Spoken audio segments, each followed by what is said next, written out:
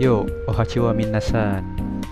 Ya, seperti yang kita tahu, tayangan simulcast Kanojo Moka Manojo itu udah selesai Sabtu kemarin ya.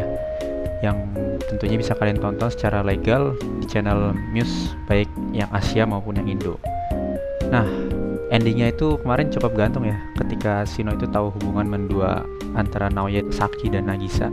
Kemudian muncul setik harapan dalam hatinya untuk bisa bersama Naoya. Shino ini orangnya emang gak enakan ya. Ini salah satu contoh sifat wanita yang baik, karena dia itu tahu kalau Naoya itu udah punya orang lain. Dan Shino sadar diri akan hal itu, apalagi pasangannya Naoya itu sahabat Shino sendiri. Ya, daripada kebanyakan ngomongin soal Shino yang emang best girl di series ini, langsung aja kita bahas mengenai apa sih manfaat yang bisa kita dapat dari anime ini. Sebelum itu, ada satu hal yang harus ku sampaikan ke kalian. Bagi yang belum tahu, channel ini itu gue buat agar para wibu seperti kalian, termasuk gue sendiri, nggak tersesat makin jauh. Ya paling nggak, kalian itu bisa tahu manfaat atau pelajaran apa yang bisa kalian ambil dari sebuah anime. Oke lah, langsung kita mulai aja.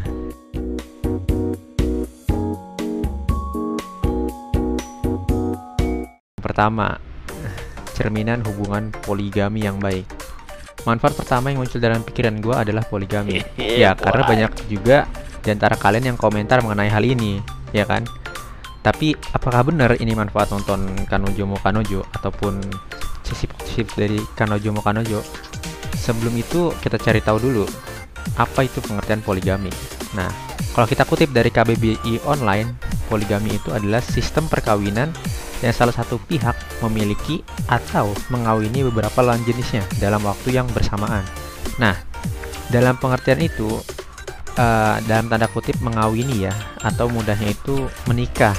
Lantas Naoya gimana? Ya, Naoya ini statusnya baru pacaran, dan bahkan dia pun belum hipim sama Nagisa ataupun Saki.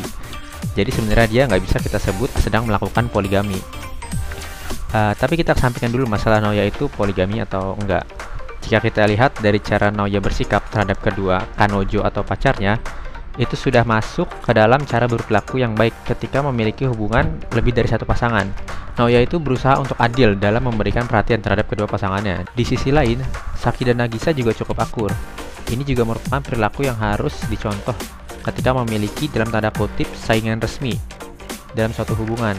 Harus akur antara sesamanya dan tidak menjatuhkan sama lain. Kalaupun bersaing itu nggak masalah, tapi bersaing dalam kebaikan tentunya, yaitu menyenangkan pasangan. Sebenarnya kalau kita bahas poligami di anime ini aja bisa bikin satu judul sendiri, tapi kapan-kapan aja lah kalau ada yang minat. Oke, kita lanjut.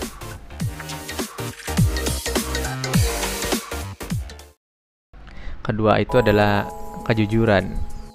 MC kita di sini emang jujur banget ya, bahkan terlalu jujur mungkin atau berlebihan. Sebenarnya nggak bisa dibilang berlebihan atau terlalu jujur juga, karena memang hanya ada dua sisi, berkata benar atau berdusta.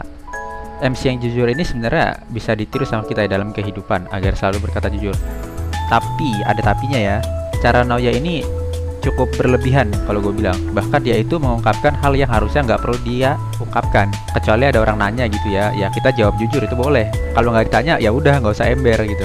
Apalagi urusan rumah tangga sendiri, itu jangan diumbar-umbar.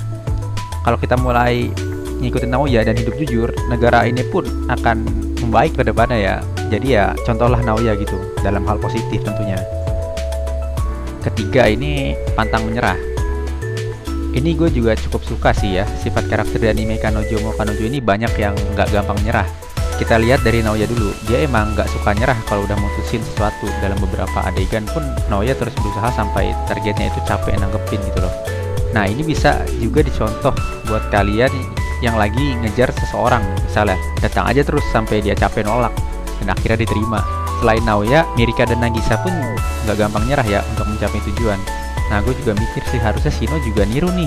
Selama janur kuning belum melengkung, maka masih ada kesempatan. Jadi ya, tapi sebenarnya ya di anime ini tuh antara pantang menyerah dan memaksakan kehendak itu beda-beda tipis.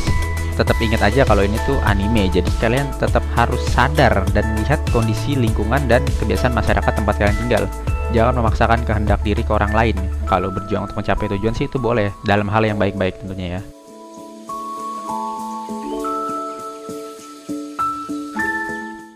Yang keempat, cringe-nya anime ini pun bermanfaat.